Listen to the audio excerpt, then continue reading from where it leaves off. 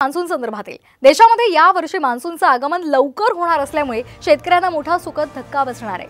Monsoon या वर्षी केरळच्या किनाऱ्यावर 31 मे रोजी दाखल होण्याची शक्यता आहे। पुणे हवामान विभागाने ही शक्यता वर्तवलेली आहे। राज्यामध्ये अवकाळी पाऊस सुरूच राहील, मात्र पुढील 2 ते 3 दिवसांमध्ये मान्सून अंदमानमध्ये दाखल होईल आणि त्याचा प्रवास 31 मे रोजी केरळपर्यंत पोहोचेल।